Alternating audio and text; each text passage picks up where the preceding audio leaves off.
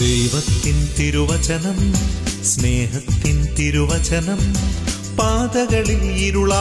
Praise the Lord. യേശുവിൽ ഏറ്റവും സ്നേഹമുള്ളവരെ, പരിശുദ്ധാത്മാവിന്റെ വലിയ നിറവോടുകൂടെ നമുക്ക് നമ്മുടെ കോഴ്സിൽ നമുക്ക് പങ്കെടുക്കാം.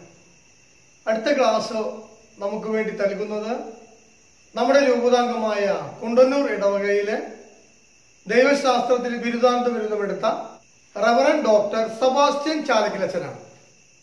അച്ഛൻ കോട്ടയം വടുവാതൂർ സെമിനാരിയിലെ പ്രൊഫസറാണ്. തൃശൂർ മേജർ സെമിനാരിയിലും മറ്റ് സെമിനാരികളിലും ദൈവശാസ്ത്ര പഠനങ്ങൾ വൈദിക വിദ്യാർത്ഥികൾക്ക് നൽകിക്കൊണ്ടിരിക്കുകയാണ്. അച്ഛൻ നമ്മുടെ ഈ രണ്ടാമത്തെ ക്ലാസ്സുകളിലേക്ക് വലിയ സന്തോഷത്തോടെ സ്നേഹത്തോടെ സജീവച്ചന്റെ പേരിലും എല്ലാവരുടെ പേരിലും ഈ കൂട്ടായ്മയിലേക്ക് സ്വാഗതം ചെയ്യും. Praise the Lord. പിതാവിന്റെയും പുത്രന്റെയും പരിശുദ്ധാത്മാവിന്റെയും നാമത്തിൽ ആമേൻ. നമുക്ക് പ്രാർത്ഥിക്കാം. കർത്താവായ യേശുവേ, അങ്ങ് സത്യദൈവവും സത്യമനുഷ്യനുമാണെന്ന് ഞങ്ങൾ വിശ്വസിക്കുന്നു, ഏറ്റുപറയുന്നു. വിശ്വാസ ജീവിതത്തിൽ ഞങ്ങളെ വളർത്തണമേ. വിശ്വാസ ജീവിതത്തിൽ ബോധ്യമുള്ളവരായി ഞങ്ങളെ മാറ്റണമേ. വിശ്വാസം ജീവിക്കുന്നവരാക്കി ഞങ്ങളെ മാറ്റണമേ. കർത്താവായ യേശുവേ, അങ്ങ് മരണത്തെ തോൽപ്പിച്ച് ഉയർത്തെഴുന്നേറ്റവനാണെന്ന് ഞങ്ങൾ ഉറച്ച് വിശ്വസിക്കുന്നു. ഉദ്ധിതനായ അങ്ങയെ ഞങ്ങൾ ആരാധിക്കുന്നു, അങ്ങയെ ഞങ്ങൾ സ്തുതിക്കുന്നു. സ്നേഹമുള്ള ഈശോയെ, ഈ സമയം അങ്ങയുടെ ഉത്ഥാനത്തെക്കുറിച്ച് പരിചിന്തനം ചെയ്യാൻ ഞങ്ങളെ അനുഗ്രഹിക്കണമേ. ഞങ്ങളെ അങ്ങ് തന്നെ നയിക്കണമേ. പരിശുദ്ധ മാതാവേ അമ്മേ, അമ്മയുടെ മാധ്യസ്ഥം ഞങ്ങൾ പ്രാർത്ഥിക്കുന്നു. നന്മ നിറഞ്ഞ മറിയമേ സ്വസ്തി, കർത്താവ് അങ്ങയുടെ കൂടെ സ്ത്രീകളിൽ അങ്ങ് അനുഗ്രഹിക്കപ്പെട്ടവളാകുന്നു. അങ്ങയുടെ ഉദരത്തിൻ ഫലമായ ഈശോ അനുഗ്രഹിക്കപ്പെട്ടവനാകുന്നു. പരിശുദ്ധ മറിയമേ തമ്പുരാന്റെ അമ്മേ, ഭാവികളായ ഞങ്ങൾക്ക് വേണ്ടി ഇപ്പോഴും ഞങ്ങളുടെ മരണസമയത്തും തമ്പുരാനോട് അപേക്ഷിച്ചുകൊള്ളണമേ. ആമേൻ. പിതാവിന്റെയും പുത്രന്റെയും പരിശുദ്ധാത്മാവിന്റെയും നാമത്തിൽ ആമേൻ. ഈശോ മിശിഹായ്ക്ക് സ്തുതിയായിരിക്കട്ടെ. ഈശോയിൽ ഏറ്റവും സ്നേഹമുള്ളവരെ, മിശിഹ മരിച്ചവരിൽ നിന്ന് ഉയർപ്പിക്കപ്പെട്ടിട്ടില്ലെങ്കിൽ നിങ്ങളുടെ വിശ്വാസം വ്യർത്ഥമാണ്, ഞങ്ങളുടെ പ്രഘോഷണവും വ്യർത്ഥമാണ്. വിശുദ്ധ പൗലോസ്ലീഹ കൊരിന്ത്യൻ സഭയ്ക്ക് എഴുതിയ 1-ാം ലേഖനം 15-ാം അധ്യായം 14-ാമത്തെ തിരുവചനമാണിത്. വിശുദ്ധ പൗലോസ്ലീഹ ഈ വചനത്തിലൂടെ നമ്മെ പഠിപ്പിക്കുന്ന ഒരു അടിസ്ഥാന സത്യമുണ്ട്. ഈശോയുടെ ഉത്ഥാനത്തിലുള്ള വിശ്വാസമാണ് ക്രിസ്തീയ വിശ്വാസത്തിന്റെ അടിസ്ഥാനമായി നിൽക്കുന്നത്. ഈശോ മരിച്ചവരിൽ നിന്ന് ഉയർത്തെഴുന്നേറ്റിട്ടില്ലെങ്കിൽ ക്രിസ്തു മതം എന്ന ഒരു മതം തന്നെ ഈ ഭൂമിയിൽ ഉണ്ടാകുമായിരുന്നില്ല. നമ്മളൊക്കെ ക്രിസ്ത്യാനികളായിരിക്കുന്നതിന്റെ അടിസ്ഥാന കാരണം ഈശോ മരിച്ചവരിൽ നിന്ന് ഉയർത്തെഴുന്നേറ്റു എന്നതാണ്. അല്പസമയം ഈശോയുടെ ഉത്ഥാനത്തെക്കുറിച്ച് പരിചിന്തനം ചെയ്യാനാണ് നാം വിനിയോഗിക്കുന്നത്. എന്താണ് ശിഷ്യന്മാരെ ഈശോ ഉയർത്തെഴുന്നേറ്റു എന്ന സത്യത്തിലേക്ക് നയിച്ചത്? അല്ലെങ്കിൽ എന്തുകൊണ്ടാണ് ഈശോ ഉയർത്തെഴുന്നേറ്റു എന്ന് അവർ വിശ്വസിച്ചത്? നമുക്കറിയാം, ഈശോയുടെ മരണശേഷം ശിഷ്യന്മാർ ഭയചകിതരും പരിഭ്രാന്തരുമായിരുന്നു, നിരാശരായിരുന്നു.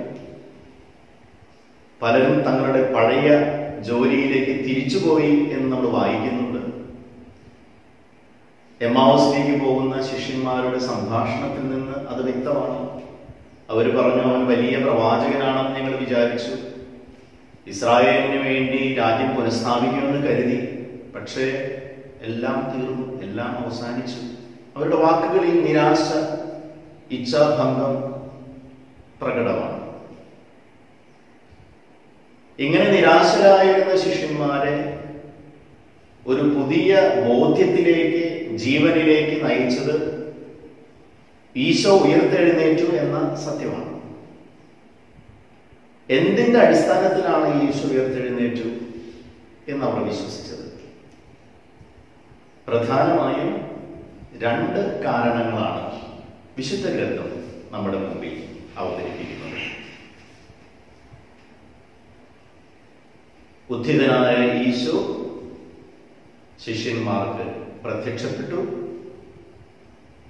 മറ്റൊന്ന് ശൂന്യമായ കല്ലറ.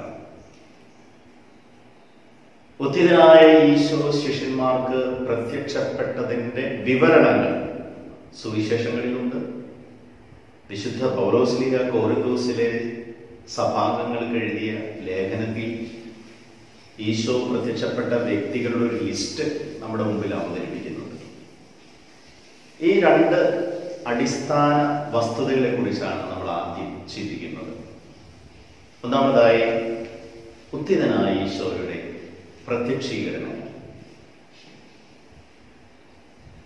ഉദ്ധിതനായ ഈശോ ശിഷ്യന്മാർക്ക് പ്രത്യക്ഷപ്പെട്ടു എന്ന സത്യത്തെ അവതരിപ്പിക്കുന്ന വിശുദ്ധ ഗ്രന്ഥഭാഗങ്ങൾ വിശകലനം ചെയ്യുമ്പോൾ 3 പാരമ്പര്യങ്ങൾ നമുക്ക് ചൂണ്ടിക്കാണിക്കാൻ സാധിക്കും. ഒന്നാമത്തേത് പൗലോസ്ലീഹായ്ക്ക് മുൻപുള്ള പാരമ്പര്യം, പ്രീ പൗളൈൻ ട്രഡീഷൻ. സ്നേഹമുള്ളവരെ, ഞാൻ പറയാതെ തന്നെ നിങ്ങൾക്കറിയാം, വിശുദ്ധ ഗ്രന്ഥത്തിൽ, പുതിയ നിയമത്തിൽ ഏറ്റവും ആദ്യം എഴുതപ്പെട്ട പുസ്തകങ്ങൾ സുവിശേഷങ്ങളല്ല, പൗലോസ്ലീഹായുടെ ലേഖനങ്ങളാണ്. അതുകൊണ്ട് തന്നെ ഒരു വിശ്വാസ സത്യത്തെക്കുറിച്ച് പഠിക്കുമ്പോൾ ഏറ്റവും ആദ്യം എഴുതപ്പെട്ട ഗ്രന്ഥങ്ങളാണ് നമ്മൾ സ്വാഭാവികമായും ആദ്യം വിശകലനം ചെയ്യുക. അങ്ങനെ ചിന്തിക്കുമ്പോൾ പൗലോസ്ലീഹായുടെ ലേഖനങ്ങൾക്ക് വലിയ പ്രാധാന്യമുണ്ട് ആ അർത്ഥത്തിൽ. അപ്പോൾ ഒന്നാമത്തെ പാരമ്പര്യം പൗലോസ്ലീഹായ്ക്ക് മുമ്പുള്ള പാരമ്പര്യം എന്നാണ് ഞാൻ പറഞ്ഞത്. പ്രീ പൗളൈൻ ട്രഡീഷനാണ്. ഇത് നമ്മൾ കാണുന്നത് പൗലോസ്ലീഹ കൊരിന്തിലെ സഭയ്ക്ക് എഴുതിയ 1-ാം ലേഖനം 15-ാം അധ്യായം 3 മുതൽ 7 വരെയുള്ള തിരുവചനങ്ങളിലാണ്. ഈശോയുടെ ഉത്ഥാനത്തെക്കുറിച്ച് എഴുതപ്പെട്ട ഏറ്റവും പ്രധാനപ്പെട്ട തിരുവചന ഭാഗമായി ബൈബിൾ പണ്ഡിതന്മാർ കരുതുന്നത് ഈ വചനഭാഗത്തെയാണ്.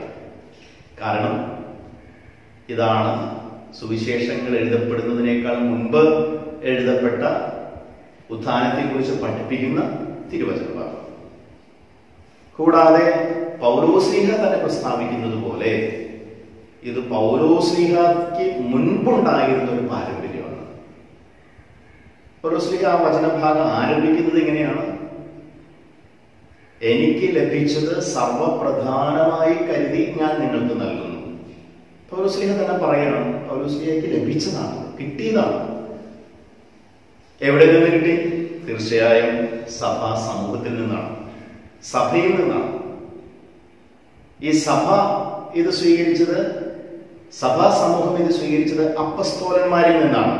അപ്പസ്തോലന്മാർ ഇത് സ്വീകരിക്കാനുള്ള കാരണം അവർ ഉദ്ധിതനായ ഈശോയെ കണ്ടു എന്ന സത്യമാണ്. അത് പങ്കുവച്ചത്. അപ്പോൾ എനിക്ക് ലഭിച്ചത് സർവപ്രധാനമായി കരുതി ഞാൻ നിങ്ങൾക്ക് നൽകുന്നു എന്ന് പറഞ്ഞ് പൗലോസ്ലീഹ പഠിപ്പിക്കുകയാണ്. പൗലോസ്ലീഹ പറയും, ഈശോ എഴുതപ്പെട്ടിരിക്കുന്നത് പോലെ മരിച്ചു, അടക്കപ്പെട്ടു, മരിച്ചവരിൽ നിന്ന് ഉയർത്തെഴുന്നേറ്റു. അവൻ പലർക്കും പ്രത്യക്ഷനായി എന്ന് പറഞ്ഞൊരു ലിസ്റ്റ് നമുക്ക് തരുന്നുണ്ട്.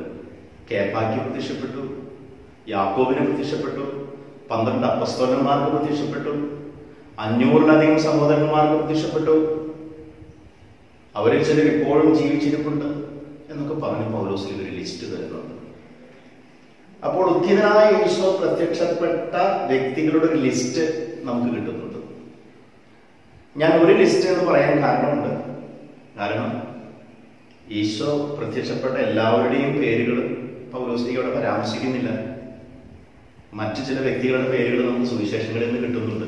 ഉദാഹരണമായി തോമാസ്ലീഹ, മഗ്ദലന മറിയം, ഈ പേരുകളൊന്നും പൗലോസ്ലീഹ അവിടെ പരാമർശിക്കുന്നില്ല. അതുകൊണ്ടാണ് ഞാൻ ഒരു ലിസ്റ്റ് എന്ന് പറഞ്ഞത്. പക്ഷേ ഇത് പ്രധാനപ്പെട്ട ഒരു ലിസ്റ്റാണ്. കാരണം എന്താണ്? ഈ വചനഭാഗം വിശകലനം ചെയ്യുമ്പോൾ നമുക്കത് മനസ്സിലാവും. പൗലോസ്ലീഹ പറയുകയാണ്, ഈശോ ചില വ്യക്തികൾക്ക് പ്രത്യക്ഷപ്പെട്ടു, അതുപോലെ ചില ഗ്രൂപ്പുകൾക്ക്, ചില സംഘങ്ങൾക്ക് പ്രത്യക്ഷപ്പെട്ടു. ഞാനത് പറയാൻ കാരണമുണ്ട്. ഏതാനും ചില വ്യക്തികൾക്ക് മാത്രമാണ് ഈശോ പ്രത്യക്ഷപ്പെട്ടത് എന്ന് നമ്മൾ മനസ്സിലാക്കുകയാണെങ്കിൽ ഒരുപക്ഷെ പിൽക്കാലത്ത് നമ്മൾ ഇങ്ങനെ പറഞ്ഞ് അതിനെ തടയും. അത് അവരുടെ തോന്നലായിരിക്കാം. കേപ്പായ്ക്ക് പ്രത്യക്ഷപ്പെട്ടു, നമുക്ക് പറയാം പത്രോസിലേക്ക് അത് തോന്നിയതായിരിക്കാം. അല്ലെങ്കിൽ യാക്കോബിലേക്ക് പ്രത്യക്ഷപ്പെട്ടു, യാക്കോബിലേക്ക് അത് തോന്നിയതായിരിക്കാം എന്നൊക്കെ നമ്മൾ പറഞ്ഞ് അതിനെ ചെറുതാക്കാൻ സാധ്യതയുണ്ട്. എന്നാൽ പൗലോസ് ഇവിടെ പറയാണ് ഏതാനും ചില വ്യക്തികൾക്ക് മാത്രമല്ല, ചില സംഘങ്ങൾക്ക്, ഗ്രൂപ്പുകൾക്ക് പ്രത്യക്ഷപ്പെട്ടിട്ടുണ്ട്. 12 ശിഷ്യന്മാർക്ക്, 500-ലധികം സഹോദരന്മാർക്ക്. അപ്പോൾ വ്യക്തികൾക്ക് മാത്രമല്ല, ചില ഗ്രൂപ്പുകൾക്ക്, ചില സംഘങ്ങൾക്ക് എന്ന് പറഞ്ഞാൽ 1-ലധികം പേര് ഒരേ സമയം ഈശോയെ കണ്ടു. അപ്പോൾ ഈ കാഴ്ച വിശ്വാസ്യയോഗ്യമാണ് എന്ന കാര്യം ഇവിടെ സമർത്ഥിക്കുകയാണ് സത്യത്തിൽ പൗലോസ്ലീഹ. 500-ലധികം സഹോദരർക്ക് പ്രത്യക്ഷപ്പെട്ടു എന്ന് പറഞ്ഞിട്ട് പൗലോസ്ലീഹ പറയുന്ന ഒരു വാചകമുണ്ട്, നമ്മൾ ശ്രദ്ധിച്ചിട്ടുണ്ടാകും. പൗലോസ്ലീഹ പറയാണ്, അവരിൽ ചിലർ ഇപ്പോഴും ജീവിച്ചിരിപ്പുണ്ട്. എന്താണ് അതുകൊണ്ട് അർത്ഥമാക്കുന്നതെന്ന് നമുക്കറിയാം. നമ്മളൊരു കാര്യം പറഞ്ഞിട്ട് പറയാണ് അവരിൽ ചിലർ ഇപ്പോഴും ഇവിടെ നമ്മുടെ കൂടെയുണ്ട്, അല്ലെങ്കിൽ നമ്മൾ പറയാണ് ഞാനീ പറയുന്നത് ഇന്ന ആളുകൾക്കൊക്കെ അറിയാം എന്ന് പറയുമ്പോൾ അതിന്റെ അർത്ഥം സ്വാഭാവികമായി നമുക്കറിയാം. ഈ പറയുന്നത് നിങ്ങൾക്ക് ഞാൻ പറയുന്നത് വിശ്വാസമില്ലെങ്കിൽ ഈ പറയുന്നവരോടൊക്കെ ചോദിച്ചാൽ മതി എന്ന് തന്നെയാണ് അതിന്റെ അർത്ഥം. ഇപ്പോ 500-ലധികം പേർക്ക് പ്രത്യക്ഷപ്പെട്ടു എന്ന് പറഞ്ഞിട്ട് ഉടനെ പൗലോസ്ലീഹ പറയാണ് അവരിൽ ചിലർ ഇപ്പോഴും ജീവിച്ചിരിപ്പുണ്ട് എന്ന് പറഞ്ഞാൽ അതിന്റെ അർത്ഥം ഇതാണ്. പൗലോസ്ലീഹ ഈ ലേഖനം എഴുതുമ്പോൾ ഈശോ പ്രത്യക്ഷപ്പെട്ട, ഈശോയെ കണ്ട, ഉദ്ധിതനായ ഈശോയെ കണ്ട അനേകം പേർ അപ്പോഴും ജീവിച്ചിരിപ്പുണ്ട്. എന്തെങ്കിലും സംശയം ഉണ്ടെങ്കിൽ നിങ്ങൾക്ക് അവരോട് പോയി ചോദിക്കാം എന്ന് തന്നെയാണ് അതിന്റെ അർത്ഥം. പൗലോസ്ലീഹയുടെ ഈ ഒരു വിശ്വാസ പ്രഘോഷണം പൗലോസ്ലീഹയ്ക്ക് മുൻപ് തന്നെ സഭയുണ്ടായിരുന്ന ഒരു വിശ്വാസ പാരമ്പര്യമാണ്. അതുകൊണ്ടാണ് പൗലോസ്ലീഹ എനിക്ക് ലഭിച്ചത് എന്ന് പറഞ്ഞ് പഠിപ്പിക്കുന്നത്. പൗലോസ്ലീഹയ്ക്ക് ഇത് കിട്ടിയതാണ്. അതുകൊണ്ടാണ് നമ്മളിതിനെ പൗലോസ്ലീഹയ്ക്ക് മുൻപുള്ള പാരമ്പര്യം എന്ന് പറയുന്നത്. Pre പൗളൈൻ tradition. കൊറിന്തോസിലെ സഭയ്ക്ക് എഴുതിയ ലേഖനം ഇക്കാര്യം വ്യക്തമായി പഠിപ്പിക്കുമ്പോൾ ഈശോയുടെ ഉത്ഥാനത്തിലുള്ള വിശ്വാസത്തിൽ നമ്മളെ വളരാൻ, ബോധ്യത്തിൽ വളരാൻ ശ്ലീഹ നമ്മെ ക്ഷണിക്കുകയാണ്. ഈശോയിൽ ഏറ്റവും സ്നേഹമുള്ളവരെ, ഉത്ഥിതനായ ഈശോയുടെ പ്രത്യക്ഷീകരണങ്ങളെ കുറിച്ചുള്ള വചനഭാഗങ്ങളാണ് നാം വിശകലനം ചെയ്യാൻ ശ്രമിക്കുന്നത്. അതിൽ ഒരു പ്രധാനപ്പെട്ട പാരമ്പര്യം വചനഭാഗം നാം പറഞ്ഞു കഴിഞ്ഞു. അത് പൗലോസ്ലീഹയ്ക്ക് മുൻപുള്ള പാരമ്പര്യമാണ്, പ്രീ പൗളൈൻ ട്രഡീഷൻ. ഇനി നാം കാണാൻ പോകുന്നത് പൗലോസ്ലീഹയുടെ പാരമ്പര്യമാണ്, പൗളൈൻ ട്രഡീഷൻ എന്ന് പറഞ്ഞാൽ എന്താണ് അർത്ഥമാക്കുന്നത്? പൗലോസ്ലീഹയുടെ തന്നെ അനുഭവം. ഉദ്ധിതനായ ഈശോ പൗലോസ്ലീഹയ്ക്ക് പ്രത്യക്ഷപ്പെട്ടിട്ടുണ്ടെന്ന് അദ്ദേഹം തന്നെ ഏറ്റുപറയുകയാണ്. നമ്മൾ നേരത്തെ സൂചിപ്പിച്ച വചനഭാഗത്തിൽ 8-ാമത്തെ വചനം, കൊറിന്ത്യൻ സഭയ്ക്ക് എഴുതിയ 1-ാം ലേഖനം 15-ാം അധ്യായം 8-ാമത്തെ തിരുവചനം. പൗലോസ്ലീഹ പറയുകയാണ്, അകാലജാതൻ എന്ന പോലെ അവൻ എനിക്കും പ്രത്യക്ഷനായി. അകാലജാതൻ എന്ന പോലെ അവൻ എനിക്കും പ്രത്യക്ഷനായി.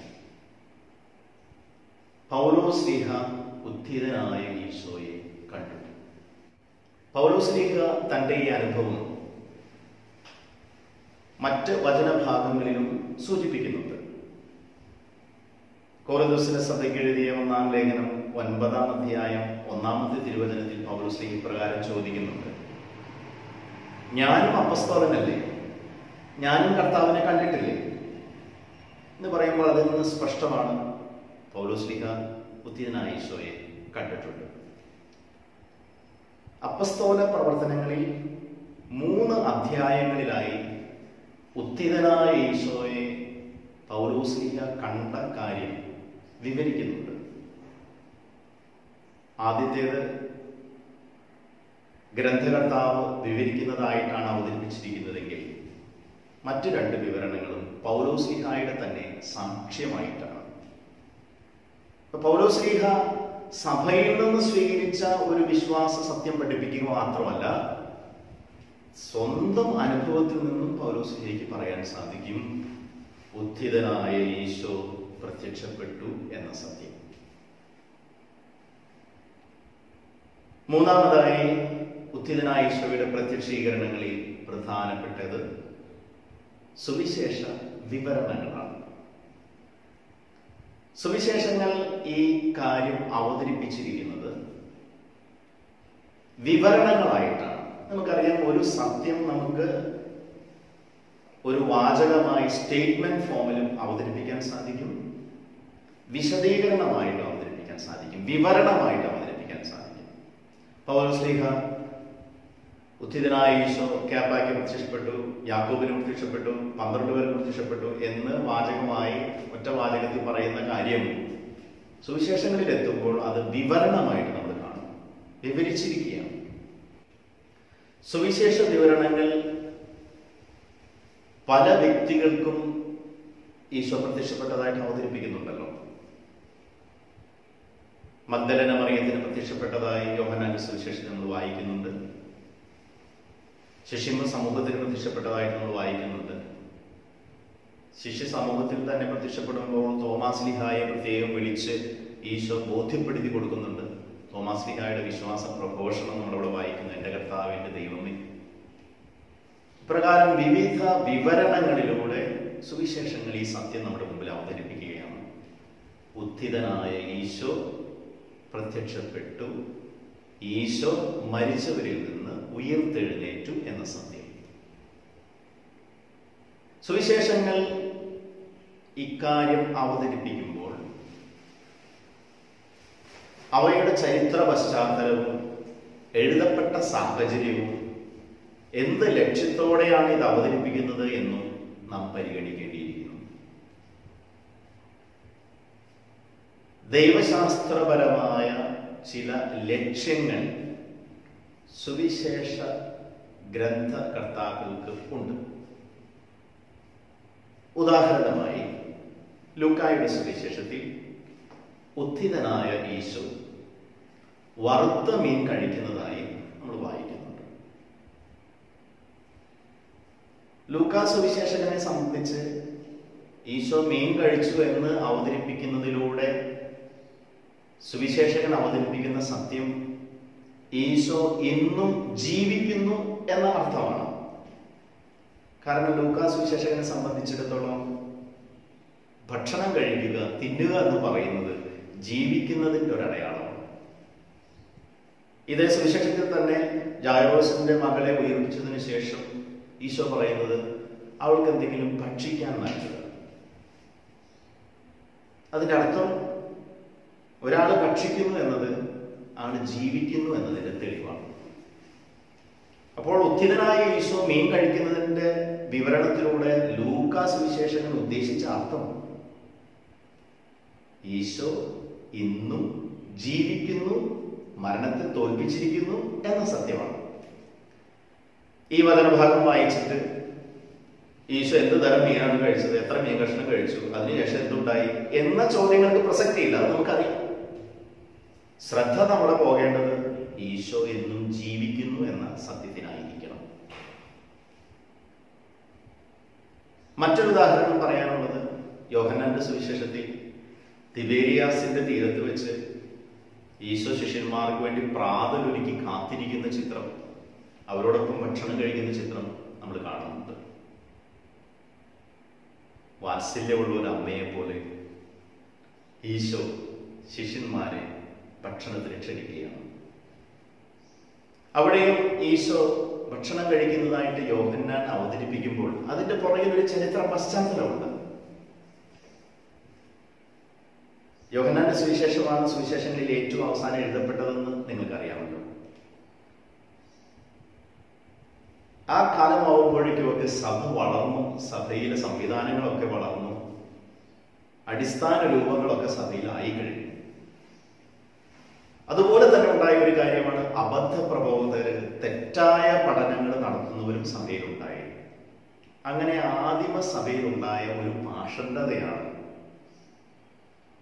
ഡോസറ്റിസം എന്ന ഭാഷകഥ. ഡോസറ്റിസം എന്നാണ് ഇംഗ്ലീഷിൽ പറയുന്നത്. ഡോസറ്റിസം, മായാവാദം എന്നൊക്കെ മലയാളത്തിലേക്ക് തർജ്ജമ ചെയ്യാറുണ്ട്. അവർ പഠിപ്പിക്കുന്നത് ഇതാണ്. അവരുടെ അഭിപ്രായത്തിൽ ഈശോ, ദൈവം മനുഷ്യ ശരീരം സ്വീകരിച്ചിട്ടില്ല, മനുഷ്യനെ പോലെ കാണപ്പെട്ടു എന്നേ ഉള്ളൂ. ഗ്രീക്ക് തത്വചിന്തയുടെ സ്വാധീന ഫലമായി അവർ ചിന്തിച്ചു, ശരീരം അതിൽ തന്നെ തിന്മയാണ്, അതുകൊണ്ട് ദൈവം ശരീരം സ്വീകരിച്ചു എന്ന് പറഞ്ഞാൽ അത് തെറ്റാണെന്ന് അവർ കരുതി. അതുകൊണ്ടാണ് ഈ ഡോസറ്റിസം എന്ന ഭാഷണത്തെ പഠിപ്പിച്ചവർ പറഞ്ഞത്, ദൈവം മനുഷ്യനായി യഥാർത്ഥത്തിൽ മനുഷ്യ ശരീരമൊന്നും സ്വീകരിച്ചിട്ടില്ല എന്ന്, മനുഷ്യനെ പോലെ കാണപ്പെട്ടു എന്നേ ഉള്ളൂ. അപ്പൊ യഥാർത്ഥത്തിലുള്ള മനുഷ്യാവതാരത്തെ നിഷേധിച്ച ഒരു ഭാഷണതയാണ്. ഇങ്ങനെയുള്ള അബദ്ധ പ്രബോധകർ സഭയിൽ ഉണ്ടായിരുന്ന കാലത്താണ് യോഹന്നാൻ ശ്ലീഹ തന്റെ സുവിശേഷവും ലേഖനങ്ങളും ഒക്കെ എഴുതുന്നത്. അതുകൊണ്ട് യോഹന്നാൻ ശ്ലീഹയുടെ ലേഖനങ്ങളിൽ നമ്മൾ കൃത്യം കാണുന്നുണ്ട്, ഈശോ മനുഷ്യ ശരീരം സ്വീകരിച്ചിട്ടില്ല എന്ന് പറയുന്നവൻ കള്ളം പറയുന്നു, സത്യാത്മാവിനെ കൊണ്ടല്ല അവൻ ഇത് പറയുന്നത് എന്നുള്ള പ്രയോഗങ്ങളൊക്കെ നമുക്ക് കാണാൻ സാധിക്കും. അപ്പോൾ ഈ ഒരു പശ്ചാത്തലത്തിൽ നിന്നുകൊണ്ട് വേണം ഈശോ ഭക്ഷണം കഴിക്കുന്നതായിട്ട്, ഉത്ഥിതനായ ഈശോ ഭക്ഷണം കഴിക്കുന്നതായിട്ട് ഉള്ള വചനഭാഗങ്ങളെ നമ്മൾ മനസ്സിലാക്കണം. സ്നേഹമുള്ളവരെ, എന്താണ് യോഹന്നാൻ ശ്ലീഹ പറയാൻ ഉദ്ദേശിക്കുന്ന സന്ദേശം? ഉയർത്തെഴുന്നേറ്റ ഈശോയ്ക്ക് പോലും ഒരു ശരീരമുണ്ട്, ഉയർത്തെഴുന്നേറ്റ ഈശോ പോലും ഭക്ഷണം കഴിച്ചു. അങ്ങനെയെങ്കിൽ സത്യമായും ദൈവം മനുഷ്യ ശരീരം സ്വീകരിച്ചു. ഈ ഒരു സത്യമാണ് യോഹന്നാൻ അവതരിപ്പിക്കാൻ ശ്രമിക്കുന്നത്. വീണ്ടും അവിടെ ഭക്ഷണം കഴിച്ചു എന്ന സത്യത്തിലേക്കല്ല നമ്മുടെ ശ്രദ്ധ പോകേണ്ടത്. ഈശോ മരിച്ചവരിൽ നിന്നും ഉയർത്തെഴുന്നേറ്റുവെന്നും ഉയർത്തെഴുന്നേറ്റ ഈശോയ്ക്ക് ഒരു ശരീരമുണ്ടെന്നും ഉത്ഥിത ശരീരമുള്ള ഈശോ ആണ് എന്നും സത്യത്തിലേക്കാണ്. അതുപോലെ തന്നെ ദൈവം മനുഷ്യനായി അവതരിച്ചു എന്ന സത്യവും കൂടിയാണ്. അപ്പോൾ ഞാൻ പറഞ്ഞു വന്നത്, സുവിശേഷങ്ങളിലെ വിവരണങ്ങളിൽ ഉത്ഥാനത്തെ കുറിച്ച് അവതരിപ്പിക്കുമ്പോൾ, ഉത്ഥിതനായ ഈശോയെ കുറിച്ച് അവതരിപ്പിക്കുമ്പോൾ ദൈവശാസ്ത്രപരമായ ചില ലക്ഷ്യങ്ങൾ ഈ ഗ്രന്ഥകർത്താക്കൾക്ക് ഉണ്ട്. ചുരുക്കി പറഞ്ഞാൽ സ്നേഹമുള്ളവരെ, സുവിശേഷ വിവരണങ്ങളുടെ വിശദാംശങ്ങളിലേക്കാൾ ശ്രദ്ധ നമ്മുടെ പോകേണ്ടത് അടിസ്ഥാന സത്യങ്ങളിലേക്കായിരിക്കും. ഈശോ മരണത്തെ തോൽപ്പിച്ച് ഉയർത്തെഴുന്നേറ്റു, അവിടുന്ന് ശിഷ്യന്മാർക്ക് പ്രത്യക്ഷപ്പെട്ടു, അവിടുത്തേക്ക് ഉത്ഥിത ശരീരമുണ്ട് തുടങ്ങിയ അടിസ്ഥാന സത്യങ്ങൾ നമുക്ക് സ്വീകരിക്കാം. സ്നേഹമുള്ളവരെ, സുവിശേഷ വിവരണങ്ങളിലെല്ലാം തന്നെ നമ്മൾ കാണുന്ന ഒരു ചിന്തയാണ്, ഉത്ഥിതനായ ഈശോയെ ശിഷ്യന്മാർ ആദ്യം തിരിച്ചറിയുന്നില്ല. പലയിടത്തും നമ്മൾ വായിക്കും, അവൻ ഭൂതമാണെന്ന് വിചാരിച്ചു, അവർ അവനെ തിരിച്ചറിഞ്ഞില്ല. ഇങ്ങനെയുള്ള കാര്യങ്ങൾ നമ്മൾ കാണും. അതിനുശേഷം തിരിച്ചറിഞ്ഞു. അപ്പോൾ ഇവിടെ അർത്ഥമാക്കുന്ന ഒരു സത്യമുണ്ട്. ഉത്ഥിതനായ ഈശോ ക്രൂശിതനായ ഈശോ തന്നെയാണ്. ക്രൂശിതനായ ഈശോ തന്നെയാണ് ഉത്ഥിതനായ ഈശോ എന്ന സത്യം ഈ ഒരു ശൈലിയിലൂടെ സുവിശേഷകന്മാർ അവതരിപ്പിക്കുകയാണ്. അതേസമയം ക്രൂശിതനായ ഈശോയിൽ നിന്ന് ഉത്ഥിതനായ ഈശോയുടെ ശരീരത്തിന് ചില സവിശേഷതകൾ, പ്രത്യേകതകൾ ഉണ്ട് എന്ന സൂചന കൂടി അവിടെയുണ്ട്. സുവിശേഷ വിവരണങ്ങളെല്ലാം തന്നെ 3 അടിസ്ഥാന സത്യങ്ങൾ അവതരിപ്പിക്കുന്നുണ്ട്.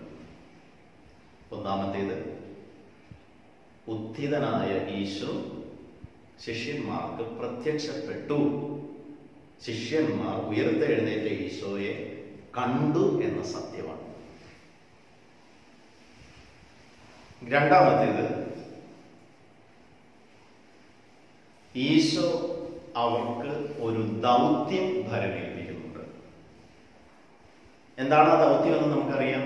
നിങ്ങൾ ലോകമെങ്ങും പോയി സുവിശേഷം പ്രഘോഷിക്കുവിൻ, എനിക്ക് സാക്ഷികളായിരിക്കുവിൻ എന്ന ദൗത്യമാണ്. മൂന്നാമത്തേത്, ഈശോ അവർക്കൊരു വലിയ വാഗ്ദാനം നൽകി, ലോകാവസാനം വരെ ഞാൻ നിങ്ങളോട് കൂടെ ഉണ്ടായിരിക്കും. അപ്പൊ ഈശോയുടെ സാന്നിധ്യം നിങ്ങളുടെ കൂടെ ഉണ്ട് എന്ന് ഈശോ ഉറപ്പ് നൽകുന്നുണ്ട്. ഈ 3 അടിസ്ഥാന ഘടകങ്ങളും സുവിശേഷ വിവരണങ്ങളിൽ നമുക്ക് കാണാൻ സാധിക്കും. ഉത്ഥിതനായ ഈശോയെ ശിഷ്യന്മാർ കണ്ടു എന്ന് പറയുമ്പോൾ ആ കാഴ്ചയെ കുറിച്ച് ചില കാര്യങ്ങൾ വ്യക്തമാക്കാനുണ്ട്. എന്ത് തരം കാഴ്ചയാണ്? ദൈവശാസ്ത്രജ്ഞന്മാർ ഈ കാഴ്ചയെ വിശദീകരിക്കുന്നത് ഇപ്രകാരമാണ്. കാഴ്ച 3 തരത്തിലുള്ള കാഴ്ചകൾ, കാണലുകൾ നമുക്ക് വിശദീകരിക്കാൻ സാധിക്കും. ഒന്നാമത്തേത്, ഈ ലോകത്തിൽ നമുക്ക് സാധാരണയുള്ള ഒരു കാഴ്ച, ഒരു ശാരീരിക നേത്രങ്ങൾ കൊണ്ട് മറ്റൊരു വ്യക്തിയെ നമ്മൾ കാണും. ശാരീരിക നേത്രങ്ങൾ കൊണ്ട് മറ്റൊരു വ്യക്തിയെ നാം കാണും. ശാരീരിക നേത്രങ്ങൾ കൊണ്ടുള്ള കാഴ്ച, മറ്റു വ്യക്തികളെ, സ്ഥലങ്ങളെ, വസ്തുക്കളെയൊക്കെ നമ്മൾ കാണുന്നു. സാധാരണ കാണുക എന്ന് പറയുമ്പോൾ നമ്മൾ ഉദ്ദേശിക്കുന്നത് അതാണല്ലോ. രണ്ടാമതൊരു തരം കാഴ്ചയുണ്ട്. അത് മാനസികമായ തലത്തിൽ നടക്കുന്ന ഒരു കാഴ്ചയാണ്. ദർശനങ്ങൾ എന്നൊക്കെ നമ്മൾ വിളിക്കാറുണ്ട് അതിനെ. ശാരീരിക നേത്രങ്ങൾ കൊണ്ടല്ല അത് കാണുന്നത്, ആന്തരിക നേത്രങ്ങൾ കൊണ്ടാണ്.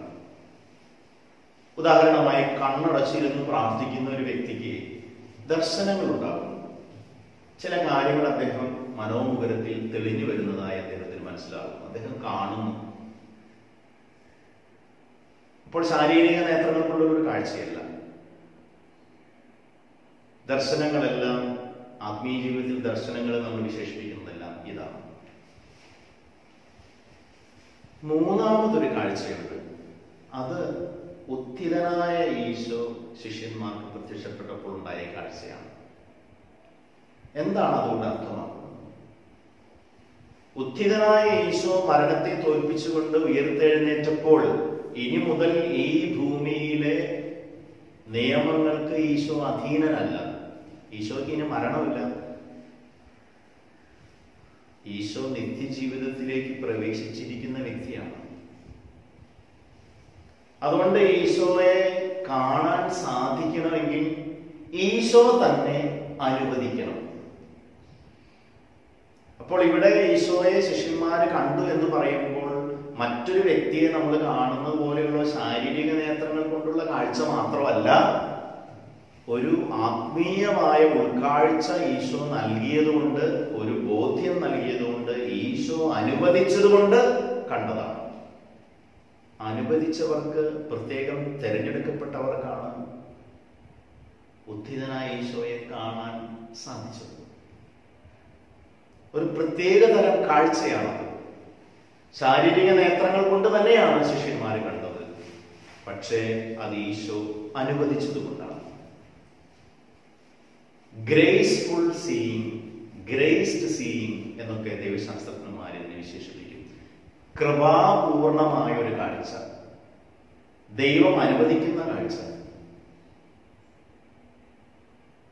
അപ്പോൾ ഉത്ഥിതനായ ഈശോയെ ശിഷ്യന്മാർ കണ്ടു എന്ന് പറയുമ്പോൾ ഈ മൂന്നാമത്തെ തലത്തിലാണ് ഈ കാഴ്ച നിൽക്കുന്നത് നമുക്ക് മനസ്സിലാക്കാം. ഈശോയുടെ ഏറ്റവും സ്നേഹമുള്ളവരെ, ഇത്രയും സമയം ഈശോയുടെ ഉത്ഥാനത്തിന്റെ അടിസ്ഥാനമായി നാം കണ്ടത് ഉത്ഥിതനായ ഈശോയുടെ പ്രത്യക്ഷീകരണങ്ങളാണ്. ഇനി അല്പസമയം നാം പരിചിന്തനം ചെയ്യുന്നത് ശൂന്യമായ കല്ലറയെ കുറിച്ചാണ്. സുവിശേഷങ്ങളിൽ നാം വ്യക്തമായി വായിക്കുന്നുണ്ട്, ഈശോയുടെ കല്ലറ ശൂന്യമായിരുന്നു. ഈശോയുടെ ശരീരം അവിടെ കണ്ടില്ല. ഈശോയുടെ ശരീരം അവിടെ കണ്ടില്ല എന്നതുകൊണ്ട് മാത്രമല്ല അവർ ഈശോ ഉയർത്തെഴുന്നേറ്റു എന്ന് വിശ്വസിച്ചത്. മറിച്ച് ഈശോയുടെ ശരീരം അവിടെ കണ്ടില്ല, കല്ലറ ശൂന്യമായിരുന്നു. അത് കണ്ട ശിഷ്യന്മാർ ഉയർത്തെഴുന്നേറ്റ കർത്താവിനെ കണ്ടു. അപ്പോൾ അവർക്ക് മനസ്സിലായി എന്തുകൊണ്ട് കല്ലറ ശൂന്യമായി എന്ന് അവർക്ക് മനസ്സിലായി. കല്ലറ ശൂന്യമാകാനുള്ള കാരണം ഈശോ ഉയർത്തെഴുന്നേറ്റതുകൊണ്ടാണ്. കത്തോലിക്ക സഭയുടെ മതബോധന ഗ്രന്ഥം ഇക്കാര്യത്തെക്കുറിച്ച് വ്യക്തമായി പഠിപ്പിക്കുന്നുണ്ട്. ശൂന്യമായ കല്ലറ അതിൽ തന്നെ ഈശോയുടെ ഉത്ഥാനത്തിന്റെ തെളിവല്ല. അതിൽ തന്നെ, ആ വാക്ക് പ്രധാനപ്പെട്ടതാണ്. കാരണം എന്താണ്? കല്ലറ മറ്റു പല കാരണങ്ങളാലും ശൂന്യമാകാം. എന്നാൽ ഉത്ഥിതനായ ഈശോയുടെ പ്രത്യക്ഷീകരണങ്ങളോട് ചേർത്ത് വായിക്കുമ്പോൾ ശൂന്യമായ കല്ലറ ഈശോയുടെ ഉത്ഥാനത്തിന്റെ തെളിവാണ്. കല്ലറ ശൂന്യമായി എന്ന ഒറ്റ കാരണം കൊണ്ടല്ല ശിഷ്യന്മാർ വിശ്വസിച്ചത്. ഒപ്പം തന്നെ ഉയർത്തെഴുന്നേറ്റ ഈശോയെ അവർ കണ്ടു എന്നതുകൊണ്ടാണ്. നമുക്കറിയാം, മത്തായിയുടെ സുവിശേഷത്തിൽ നമ്മൾ വായിക്കുന്നുണ്ട്, യഹൂദർക്കിടയിൽ പ്രചരിപ്പിക്കപ്പെട്ട കഥയെക്കുറിച്ച്. ഈശോയുടെ ശിഷ്യന്മാർ ശരീരം മോഷ്ടിച്ചു കൊണ്ടുപോയി എന്ന് പ്രചരിപ്പിക്കാൻ പറഞ്ഞ് യഹൂദര് പടയാളികൾക്ക് പണം കൊടുക്കുന്ന രംഗം നമ്മൾ വായിക്കുന്നുണ്ട്. അപ്പോൾ കല്ലറ ശൂന്യമായി എന്നതുകൊണ്ട് മാത്രമല്ല ഈശോ ഉയർത്തെഴുന്നേറ്റു എന്ന് നമ്മൾ വിശ്വസിക്കുന്നത്, മറിച്ച് ഉത്ഥിതനായ ഈശോയെ അവർ കണ്ടു എന്നതുകൊണ്ട് കൂടിയാണ്. യഹൂദ ചിന്താഗതി അനുസരിച്ച് ഉയിർപ്പ് എന്ന് പറയുന്നത്, ഉത്ഥാനം ചെയ്യുക എന്ന് പറയുന്നത് എപ്പോഴും ശരീരത്തോടു കൂടി തന്നെയാണ്. ശരീരമില്ലാതെ ആത്മാവ് മാത്രം നിലനിൽക്കുന്ന ഒരു കാര്യത്തെ ഉത്ഥാനം എന്ന് അവരൊരിക്കലും ഉദ്ദേശിച്ചിട്ടില്ല, മനസ്സിലാക്കിയിട്ടില്ല. ഈശോയുടെ ഉത്ഥാനം എന്ന് പറയുമ്പോൾ ശരീരത്തോടു കൂടി തന്നെയാണ് ഉയർത്തെഴുന്നേറ്റത്. അപ്പൊ കല്ലറ ശൂന്യമായിരുന്നു എന്നത് ആ അർത്ഥത്തിൽ തീർച്ചയായും ഉത്ഥാനത്തെ കുറിച്ചുള്ള പ്രധാനപ്പെട്ട ഒരു തെളിവ് തന്നെയാണ്. ഞാൻ നേരത്തെ പറഞ്ഞത് അതിൽ തന്നെ അതൊരു തെളിവല്ല എന്നാണ്. അതിൽ തന്നെ. അതേസമയം ഈശോയുടെ പ്രത്യക്ഷപ്പെടലുകളുമായി കൂട്ടിച്ചേർത്ത് വായിക്കുമ്പോൾ അത് വലിയൊരു തെളിവ് തന്നെയാണ്.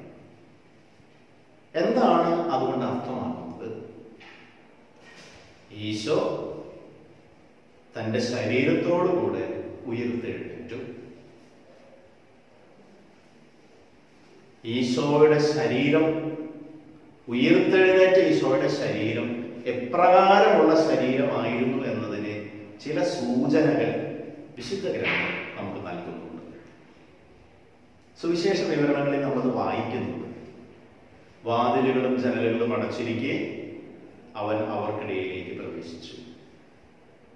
നമുക്കറിയാം, ഭൗമിക ശരീരമാണ് ഈശോയ്ക്കുണ്ടായിരുന്നെങ്കിൽ അപ്രകാരം പ്രവേശിക്കൽ എളുപ്പമാകുമായിരുന്നില്ല. അതിലൊരു സൂചനയുണ്ട്, ഈശോയുടെ ശരീരം മാറ്റം വന്ന ശരീരമാണ്. ഈ അവസരത്തിൽ വളരെ കൃത്യമായി നമ്മൾ മനസ്സിലാക്കേണ്ട ഒരു കാര്യമുണ്ട്. ഈശോ മരിച്ചവരെ ഉയർപ്പിച്ചതും ഈശോ മരണത്തിൽ നിന്ന് ഉയർത്തെഴുന്നേറ്റതും രണ്ടും രണ്ട് കാര്യമാണ്. അതായത് ഈശോ ഈ ഭൂമിയിലായിരുന്ന സമയത്ത് ലാസറിനെയും ജായിറോസിന്റെ മകളെയും നായിന്റെ വിധവയുടെ മകനെയും ഒക്കെ ഉയർപ്പിച്ചിട്ടുണ്ട്, മരണത്തിൽ നിന്ന് ഉയർപ്പിച്ചിട്ടുണ്ട്. അതൊരു യാഥാർത്ഥ്യമാണ്. മറ്റൊരു യാഥാർത്ഥ്യമാണ് ഈശോ മരണത്തെ തോൽപ്പിച്ച് ഉയർത്തെഴുന്നേറ്റു എന്നത്. രണ്ടും രണ്ട് കാര്യമാണ്. എന്താണ് വ്യത്യാസം? ലാസറാണെങ്കിലും നായിന്റെ വിധവയുടെ മകനാണെങ്കിലും ജായിറോസിന്റെ മകളാണെങ്കിലും വീണ്ടും മരിക്കും. അവർ വീണ്ടും ഈ ഭൂമിയിൽ തന്നെയാണ് ജീവിക്കുന്നത്. അവർ വീണ്ടും മരിക്കും. എന്നാൽ ഉയർത്തെഴുന്നേറ്റ കർത്താവ് ഈ ഭൂമിയുടെ നിയമങ്ങൾക്ക് വിധേയനല്ല. അവിടുത്തേക്ക് ഇനി മരണമില്ല. മരണത്തെ തോൽപ്പിച്ച് നിത്യതയിലേക്ക് ഈശോ പ്രവേശിച്ചിരിക്കുകയാണ്. മരണത്തിന്, ഈ ഭൂമിക്ക്, ഈ ഭൂമിയുടെ നിയമങ്ങൾക്ക് ഉപരിയാണ് ഈശോ മരണത്തെ തോൽപ്പിച്ച് നിത്യജീവനിലേക്ക് പ്രവേശിച്ചിരിക്കുകയാണ് ഈശോ. ഇപ്രകാരം ചിന്തിക്കുമ്പോൾ ഈശോയുടെ ശരീരം മാറ്റം വന്ന ശരീരമാണ്, നിത്യജീവിതത്തിനുള്ള ശരീരമാണെന്ന് നമുക്ക് മനസ്സിലാക്കാം. മനുഷ്യനായി അവതരിച്ച ഈശോയുടെ ശരീരം നമ്മെ പോലുള്ള ഒരു ശരീരം. യോഹന്നാൻ പറയുന്നത് പോലെ വചനം മാംസം ധരിച്ചു, മാംസം സ്വീകരിച്ചു, നമ്മുടെ പോലുള്ള ശരീരമാണ്. എന്നാൽ ഉദ്ധാനം ചെയ്ത ഈശോയുടെ ശരീരം മാറ്റം വന്ന ശരീരമാണ്. ഭൗമിക ശരീരം ആത്മീയ ശരീരമായി മാറുന്ന ഒരു മാറ്റം. അതുകൊണ്ടാണ് നേരത്തെ ഞാൻ സൂചിപ്പിച്ചത്, ഈ ഉദ്ധിത ശരീരമുള്ള ഈശോയെ കാണണമെങ്കിൽ ഈശോ തന്നെ അനുവദിക്കണം, എന്നാലേ കാണാൻ സാധിക്കൂ. ശിഷ്യന്മാരെ ഈശോ അനുവദിച്ചതുകൊണ്ടാണ് അവർ ഈശോയെ കണ്ടത് എന്ന് പറയാനുള്ള കാരണം അതാണ്. സ്നേഹമുള്ളവരെ, ഈ ഒരു അവസരത്തിൽ വിചിന്തനം ചെയ്യേണ്ട മറ്റൊരു കാര്യം അപ്പസ്തോലന്മാരെ കുറിച്ചാണ്. ഈശോയെ, ഉദ്ധിതനായ ഈശോയെ നേരിട്ട് കണ്ട, അനുഭവിച്ച അപ്പസ്തോലന്മാരെ കുറിച്ച്. എന്താണ് അവരും നമ്മളും തമ്മിലുള്ള വ്യത്യാസം? നമ്മൾ ഈശോയെ ശാരീരിക നേത്രങ്ങൾ കൊണ്ട് കാണുന്നില്ല. ഉയർത്തെഴുന്നേറ്റ ഈശോയെ ശാരീരിക നേത്രങ്ങൾ കൊണ്ട് നമ്മൾ കാണുന്നില്ല. അപ്പസ്തോലന്മാരെ കണ്ടതുപോലെ നമ്മൾ കാണുന്നില്ല. എന്നാൽ ശിഷ്യന്മാരെ ഈശോ അനുവദിച്ചതുകൊണ്ട് ശാരീരിക നേത്രങ്ങൾ കൊണ്ട് ഉദ്ധിതനായ ഈശോയെ കണ്ടു. ഈ കണ്ട കാര്യം ഒരു വിശ്വാസ ബോധ്യമായി അവർക്ക് ഉണ്ടായിരുന്നത് കൊണ്ടാണ് അവർ പ്രഘോഷിച്ചത്. ഈ ഒരു സത്യമാണ് അവർ പ്രഘോഷിച്ചത്. അപ്പസ്തോല പ്രവർത്തനങ്ങളിൽ നമ്മളത് വായിക്കുന്നുണ്ട്. പത്രോസ്ലീഹ പരിശുദ്ധാത്മാവിനെ സ്വീകരിച്ച അപ്പസ്തോലന്മാരുടെ നേതാവായി പത്രോസ്ലീഹ പ്രസംഗിച്ചത് പ്രകാരമാണ്: അല്ലയോ യഹൂദരെ, നിങ്ങൾ കുരിശിൽ തറച്ചു കൊന്ന നസ്രായനായ ഈശോയെ ദൈവം ഉയർപ്പിച്ചു, ഞങ്ങൾ അതിന് സാക്ഷികളാണ്.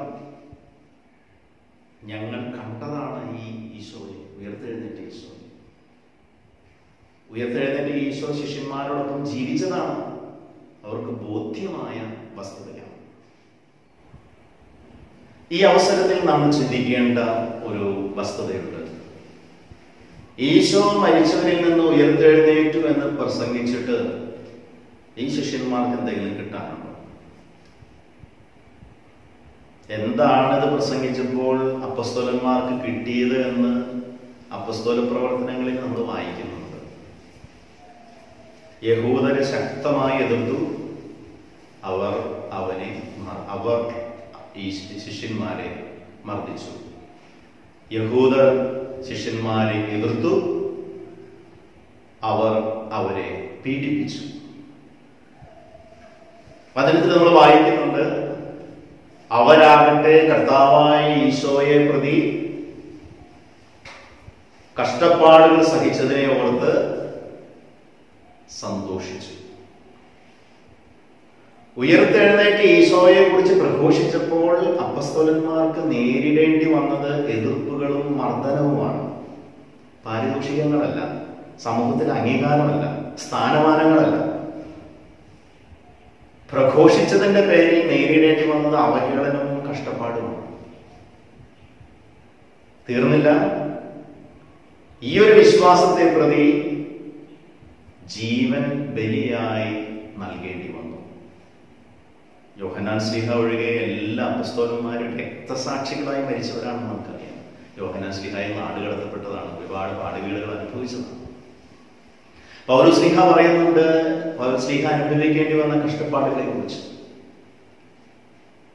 കഷ്ടപ്പാടുകൾ നേരിട്ടപ്പോഴും പ്രതിസന്ധികൾ തരണം ചെയ്തപ്പോഴും വിശ്വാസത്തോടും ബോധ്യത്തോടും കൂടെ പ്രഘോഷിക്കാൻ അവർക്ക് സാധിച്ചത് ഈ ഒരു വലിയ വിശ്വാസ ബോധ്യമുണ്ടായതുകൊണ്ടാണ്. ഉത്ഥിതനായ ഈശോയെ അവർ കണ്ടതുകൊണ്ടാണ്. വിശ്വാസ ബോധ്യത്തിന് വേണ്ടി സ്വയം സമർപ്പിക്കുന്ന, ജീവിതം ബലിയായി അർപ്പിക്കുന്ന അപ്പസ്തോലന്മാരെയാണ് നമ്മളിവിടെ കാണുന്നത്.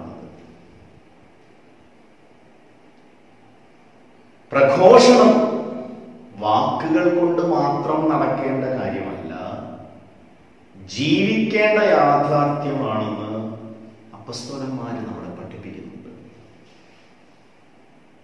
അപ്പസ്തോലന്മാർക്ക് ഈ ഒരു ഉൾക്കാഴ്ച ലഭിച്ചത് തീർച്ചയായും നമ്മുടെ കർത്താവായ ഈശോ മിശിഹായിൽ നിന്ന് തന്നെയാണ്. ഈശോയുടെ പ്രബോധനത്തെ കുറിച്ച് സുവിശേഷങ്ങൾ അവതരിപ്പിക്കുന്നത് ഇപ്രകാരമാണല്ലോ: മറ്റുള്ളവരെ പോലെയല്ല, അധികാരമുള്ളവനായാണ് ഈശോ പഠിപ്പിച്ചത്. ആധികാരികതയോടുകൂടെ പഠിപ്പിച്ച വ്യക്തിയാണ് ഈശോ. എന്താണ് ഈശോയുടെ ഈ ആധികാരികത? പഠിപ്പിക്കുന്നത് ജീവിച്ച, പ്രാവർത്തികമാക്കിയ വ്യക്തിയാണ് ഈശോ. സ്നേഹിതർക്ക് വേണ്ടി ജീവൻ ബലിയർപ്പിക്കുന്നതിനേക്കാൾ വലിയ സ്നേഹമില്ല എന്ന് പഠിപ്പിച്ച ഈശോ ജീവൻ ബലിയായി അർപ്പിച്ചു. ശത്രുക്കൾക്ക് വേണ്ടി പ്രാർത്ഥിക്കണമെന്ന് പഠിപ്പിച്ച ഈശോ കുരിശിൽ കിടക്കുമ്പോൾ, സഹനത്തിന്റെ പാരമ്യത്തിലായിരിക്കുമ്പോൾ ശത്രുക്കൾക്ക് വേണ്ടി പ്രാർത്ഥിച്ചു. പഠിപ്പിക്കുന്നത് ജീവിക്കുന്നതിലാണ് ആധികാരികത. പ്രഘോഷിക്കുന്നത് ജീവിതത്തിൽ പകർത്തുന്നവർക്കാണ് ആധികാരികത എന്ന വലിയ സത്യം ഇവിടെ വ്യക്തമാണ്. അപ്പസ്തോലന്മാരും അത് തന്നെയാണ് ചെയ്തത്. അധരങ്ങൾ കൊണ്ട് വചനം പ്രസംഗിക്കുന്നവർ മാത്രമല്ല, ജീവിതം കൊണ്ട് സാക്ഷ്യം നൽകിയവരായിരുന്നു അവർ. വചനപ്രഘോഷകരായ നമ്മൾക്കൊക്കെ, എനിക്കും നിങ്ങൾക്കും എല്ലാം ഒരു വെല്ലുവിളിയാണ് ഈശോയുടെയും അപ്പസ്തോലന്മാരുടെയും മാതൃക. വചനം പ്രസംഗിക്കുന്നവർ മാത്രമാകാതെ വചനമനുസരിച്ച് ജീവിക്കുന്ന വ്യക്തികൾ കൂടിയാകാനുള്ള ഉത്തരവാദിത്വം നമുക്കെല്ലാവർക്കും ഉണ്ട്. വിശുദ്ധ ഫ്രാൻസിസ് അസീസിയുടെ മനോഹരമായ ഉപദേശം ഞാൻ ഓർക്കുകയാണ്. വിശുദ്ധ ഫ്രാൻസിസ് അസീസി തന്റെ അനുയായികളോട് പറഞ്ഞു, എല്ലായ്പ്പോഴും സുവിശേഷം പ്രസംഗിക്കുക, ആവശ്യമാകുമ്പോൾ മാത്രം വാക്കുകൾ കൊണ്ട്. എല്ലായ്പ്പോഴും സുവിശേഷം പ്രസംഗിക്കുക, ആവശ്യമാകുമ്പോൾ മാത്രം വാക്കുകൾ കൊണ്ട്. എന്താണ് അതിന്റെ അർത്ഥം എന്ന് നമുക്ക് മനസ്സിലായി. സുവിശേഷം ജീവിക്കുക, അടിസ്ഥാനപരമായി സുവിശേഷം ജീവിക്കുക. ഈ ഒരു വലിയ സന്ദേശം അപ്പസ്തോലന്മാരുടെ ജീവിതത്തിൽ നിന്ന് നമുക്ക് സ്വീകരിക്കാം. ഉത്ഥിതനായ ഈശോയെ പ്രഘോഷിച്ച അപ്പസ്തോലന്മാരുടെ ജീവിതത്തിൽ നിന്ന് ഒരു കാര്യം കൂടെ വ്യക്തമാക്കാൻ ഞാൻ ആഗ്രഹിക്കുകയാണ്. വിവിധ മതവിശ്വാസങ്ങളിൽ ജീവിച്ചിരുന്ന, സാംസ്കാരിക പാരമ്പര്യങ്ങളിൽ ഉണ്ടായിരുന്ന വ്യത്യസ്ത ജനപദങ്ങളോട് ഈശോ മരിച്ചവരിൽ നിന്ന് ഉയർത്തെഴുന്നേറ്റു എന്ന സത്യം പ്രഘോഷിക്കാനുള്ള ധീരത അവർക്കുണ്ടായി. ഇന്ന് വിവിധ മതസ്ഥർക്കിടയിൽ ജീവിക്കുന്ന നമുക്കും ഈ വലിയ ധീരത ഉണ്ടാകണം. ഈശോ മരണത്തെ തോൽപ്പിച്ചു, ഉയർത്തെഴുന്നേറ്റു, അവിടുന്ന് സത്യദൈവവും സത്യമനുഷ്യനുമാണെന്ന് പ്രഘോഷിക്കാനുള്ള വിശ്വാസ ബോധ്യവും സ്ഥൈര്യവും ധീരതയും നമ്മൾ ഇന്ന് കാണിക്കണം. അത് മറ്റാരെയും അവഹേളിച്ചുകൊണ്ടോ ചെറുതാക്കിക്കൊണ്ടോ അല്ല, മറിച്ച് നമ്മുടെ വിശ്വാസ ബോധ്യമാണത്. ഇന്ന് ആത്മീയ മേഖലയിൽ സംഭവിക്കുന്ന ഒരു പാളിച്ച, ഒരു കുറവ്, മറ്റു മതസ്ഥർക്ക് സ്വീകാര്യമാകുന്ന രീതിയിൽ അവതരിപ്പിക്കാൻ വേണ്ടി നമ്മുടെ വിശ്വാസ സത്യങ്ങളെ, അടിസ്ഥാന ബോധ്യങ്ങളെ അവഗണിക്കുകയോ ലളിതവൽക്കരിക്കുകയോ ചെയ്യുന്ന ഒരു പ്രവണത ഇന്ന് ശക്തമാണ്. ഈശോ ആണ് ഏകരക്ഷകൻ എന്ന അടിസ്ഥാന വിശ്വാസ സത്യം പ്രഘോഷിച്ചില്ലെങ്കിലും കുഴപ്പമില്ല എന്ന് ചിന്തിക്കുന്നവർ നമുക്കിടയിൽ തന്നെ ഉണ്ട്. അങ്ങനെ പറയുമ്പോൾ മറ്റു മതസ്ഥർക്ക് പ്രശ്നമായാലോ, ബുദ്ധിമുട്ടുണ്ടാക്കിയാലോ, അല്ലെങ്കിൽ മറ്റുള്ള ആളുകളോട് തുറവിയുള്ളവരാകണമെങ്കിൽ ഇത് പറയാതിരിക്കണം എന്ന് ചിന്തിക്കുന്നവരൊക്കെ ഉണ്ട്. നമ്മൾ ഓർക്കണം, അപ്പസ്തോലന്മാര് പ്രഘോഷണം ആരംഭിച്ച കാലഘട്ടത്തിലും വിവിധ മതങ്ങളും മതപാരമ്പര്യങ്ങളും ആചാര വിധികളും ഒക്കെ ഉണ്ടായിരുന്നു. അവരെ അക്കാലത്ത് ചിന്തിച്ചിരുന്നു എന്ന് കരുതുക. ഈശോ ഉയർത്തെഴുന്നേറ്റെന്ന് പറഞ്ഞാലും ഇവർ സ്വീകരിക്കാൻ പോകുന്നില്ല, അതുകൊണ്ട് മിണ്ടാതിരിക്കാം, ഈശോ ഒരു നല്ല മനുഷ്യനാണെന്ന് പറഞ്ഞ് അവസാനിപ്പിച്ചേക്കാം എന്ന് വിചാരിച്ചിരുന്നെങ്കിൽ ലോകത്തെ ഈ ഒരു മതം തന്നെ ഉണ്ടാകുമായിരുന്നു. അപ്പൊ അതുകൊണ്ട് സ്നേഹമുള്ളവരെ, വിശ്വാസ ബോധ്യങ്ങളിൽ കലർപ്പില്ലാതെ അവതരിപ്പിക്കാനുള്ള ധാർമ്മികമായ ഉത്തരവാദിത്വം എനിക്ക് നിങ്ങൾക്കുണ്ട്. ഞാൻ വീണ്ടും പറയട്ടെ, അത് മറ്റുള്ളവർ അവഹേളിച്ചുകൊണ്ടോ ചെറുതാക്കിക്കൊണ്ടോ വേദനിപ്പിച്ചുകൊണ്ടോ ഒന്നുമല്ല. നമ്മുടെ വിശ്വാസ ബോധ്യങ്ങൾ പ്രഘോഷിക്കാനുള്ള കടമ നമുക്കുണ്ട്.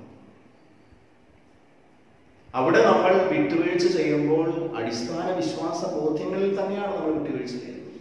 അത് വിട്ടുവീഴ്ചയല്ല സത്യത്തിൽ, അത് മഹാമനസ്കതയൊന്നുമല്ല, അത് വിശ്വാസ ബോധ്യത്തിന്റെ കുറവ് തന്നെയാണ്. ഈ ഒരു തിരിച്ചറിവ് നമുക്കുണ്ടാകണം. ഇന്നും ഈശോയുടെ വിശ്വാസത്തെ പ്രതി രക്തസാക്ഷികളായിട്ട് മരിക്കുന്ന അനേകം പേരുണ്ടെന്ന് നമുക്കറിയാം. ഈ അടുത്ത വർഷങ്ങളിലായി, കഴിഞ്ഞ വർഷങ്ങളിലൊക്കെ നമ്മൾ കേട്ട കാര്യമാണ്. ഇറാഖിലും സിറിയയിലും അതുപോലെ പല രാജ്യങ്ങളിലും ധാരാളം ക്രിസ്ത്യാനികൾ പീഡിപ്പിക്കപ്പെടുകയും കുരിശിൽ തറയ്ക്കപ്പെടുകയും ഒരുപാട് പീഡനങ്ങൾക്ക് വിധേയരാവുകയും അവരുടെ വീടും സ്വത്തും കുടുംബമൊക്കെ ഉപേക്ഷിച്ച് മറ്റു രാജ്യങ്ങളിലേക്ക് പലായനം ചെയ്യേണ്ട അവസ്ഥയൊക്കെ നമ്മൾ വായിച്ചതാണ്, നമ്മൾ കേട്ടതാണ്. എന്തുകൊണ്ട് അവരതൊക്കെ ചെയ്തു? എന്തുകൊണ്ട് അവർക്കത് ചെയ്യേണ്ടി വന്നു? എന്തുകൊണ്ട് അവർക്ക് അങ്ങനെ അനുഭവിക്കേണ്ടി വന്നു? ഒറ്റ കാര്യമുണ്ട്, ഉദ്ധിതനായ ഈശോയുടെ വിശ്വാസം. ഈശോ ആണ് സത്യദൈവം എന്ന ഉറച്ച ബോധ്യം. ആ ബോധ്യം പരിഗണിച്ചിരുന്നെങ്കിൽ അവർക്ക് സമാധാനമായിട്ട് സുഖമായിട്ട് ജീവിക്കാമായിരുന്നു. പക്ഷെ അവരത് ചെയ്തില്ല. അപ്പൊ രക്തസാക്ഷിത്വത്തിന്റെ പ്രസക്തി, പ്രാധാന്യം സഭയിൽ ഇന്നും ഉണ്ട് എന്നൊരു കാര്യം ഞാൻ സൂചിപ്പിക്കാൻ ആഗ്രഹിക്കുന്നു. നമ്മുടെ പശ്ചാത്തലത്തിൽ ഇന്ന് അങ്ങനെ ഉടനടി നമുക്ക് അനുഭവിക്കേണ്ടി വരുന്നില്ലെങ്കിലും സമീപ ഭാവിയിൽ ഉണ്ടായേക്കാം. അങ്ങനെ ഒരു സാഹചര്യത്തിൽ അപ്പസ്തോലന്മാരെ പോലെ സജീവ സാക്ഷ്യം വഹിക്കാൻ നമുക്ക് സാധിക്കണമെങ്കിൽ ഈ വിശ്വാസ ബോധ്യത്തിൽ വളരാൻ നമുക്ക് പറ്റണം. സ്നേഹമുള്ളവരെ, ഉദ്ധിതനായ ഈശോയെ എപ്രകാരമാണ് നമുക്ക് ഇന്ന് അനുഭവിക്കാൻ സാധിക്കുക?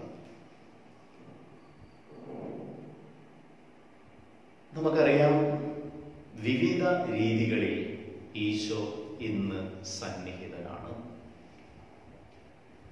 ഉദ്ധിതനായ ഈശോ സഭയിൽ സന്നിഹിതനാണ്. ഉദ്ധിതനായ ഈശോ തിരുസഭയിൽ സന്നിഹിതനാണ്. എന്താണ് സഭ? ക്രിസ്തുവിന്റെ മൗലിക ശരീരമാണ് സഭ. ശിരസ് ക്രിസ്തുവാണ്, ശരീരമാണ് സഭ. ശിരസിനെയും ശരീരത്തെയും വേർതിരിക്കാൻ സാധിക്കാത്തതുപോലെ ഈശോയെയും തിരുസഭയെയും വേർതിരിക്കാൻ സാധിക്കുകയില്ല. ഇന്ന് പലരും ചോദിക്കുന്ന ഒരു ചോദ്യമാണ്, പലരും പറയുന്ന ഒരു കാര്യമാണ്, എനിക്ക് ഈശോയെ വലിയ സ്നേഹമാണ്, ഇഷ്ടമാണ്, പക്ഷെ സഭയെ താല്പര്യമില്ല, സഭ വേണ്ട. തിരുവചനത്തെ കുറിച്ചുള്ള അജ്ഞത കൊണ്ട്, അറിവില്ലായ്മ കൊണ്ട് പറയുന്നതാണ് സ്നേഹമുള്ളവര്. തിരുവചനം വ്യക്തമായി നമ്മളെ പഠിപ്പിക്കുന്ന സത്യമാണ്. ക്രിസ്തുവിന്റെ മൗലിക ശരീരമാണ് സഭ. പൗലോസിയാണ് പഠിപ്പിച്ചത്. പൗലോസിയക്ക് ഈ ഉൾക്കാഴ്ച എവിടെ നിന്ന് കിട്ടി എന്ന് ചോദിച്ചാൽ അത് ഉദ്ധിതനായ ഈശോ നൽകിയതാണ്. ഡമാസ്കസിലേക്കുള്ള യാത്രയിൽ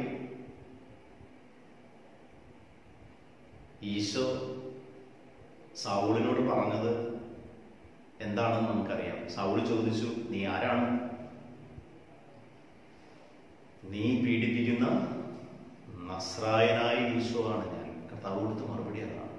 സ്നേഹമുള്ളവരെ, സൗള് നസ്രായനായ ഈശോയെ പീഡിപ്പിച്ചിട്ടുണ്ടോ? പീഡിപ്പിച്ചിട്ടില്ല. പീഡിപ്പിച്ചത് ആരെയാണ്? ക്രിസ്ത്യാനികളെയാണ്. ക്രിസ്ത്യാനികളെ പീഡിപ്പിച്ച സൗളിനോട് കർത്താവ് പറയാണ്, നീ പീഡിപ്പിക്കുന്ന നസ്രായനായ ഈശോ ആണ് ഞാൻ. എന്താ അതിന്റെ അർത്ഥം?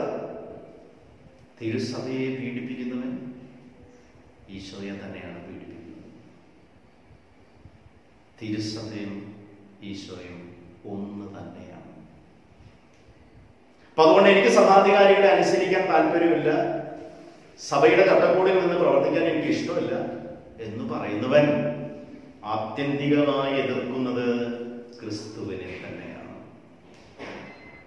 കാരണം സഭ ക്രിസ്തുവിന്റെ മൗതിക ശരീരമാണ്. അപ്പോൾ ഉത്ഥിതനായ ഈശോയെ ഇന്ന് എനിക്ക് എവിടെ കണ്ടുമുട്ടാമെന്ന് ചോദിച്ചാൽ അടിസ്ഥാനപരമായി നമുക്കതിനുള്ള ഉത്തരം തിരുവചനം നൽകുന്നുണ്ട്.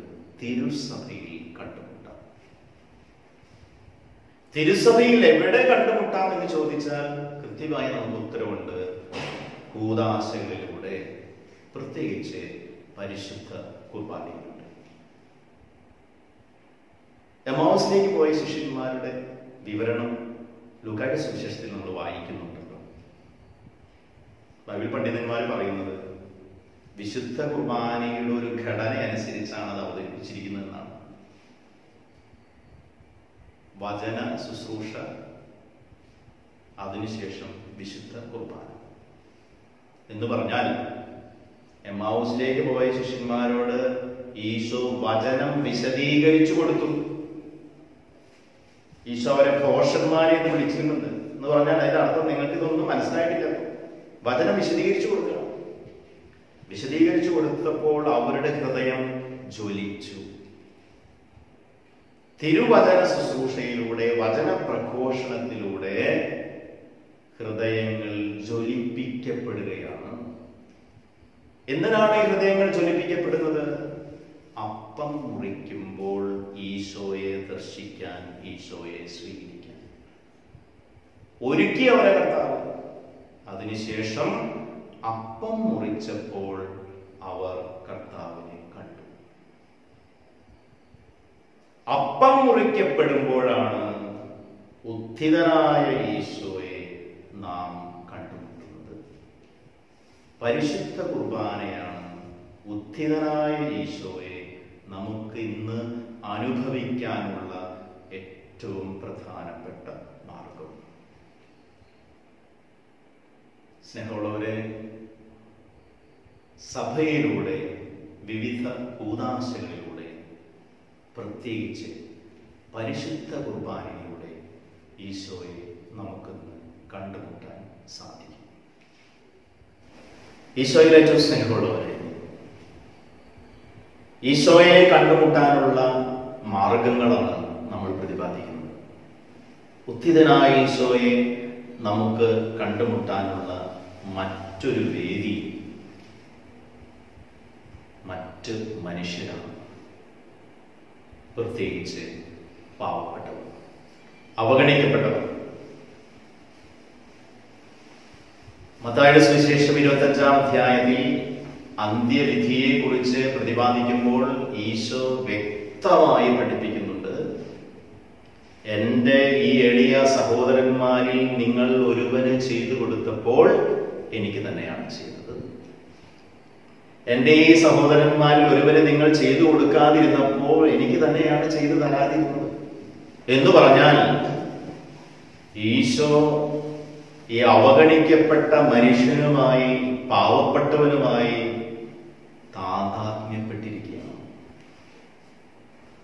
ഫ്രാൻസിസ് മാർപ്പാപ്പ ഇക്കാര്യം ഇന്ന് വളരെ വ്യക്തമായി നമ്മളെ ഓർമ്മിപ്പിക്കുന്നുണ്ട്. ഈ ഒരു സത്യം,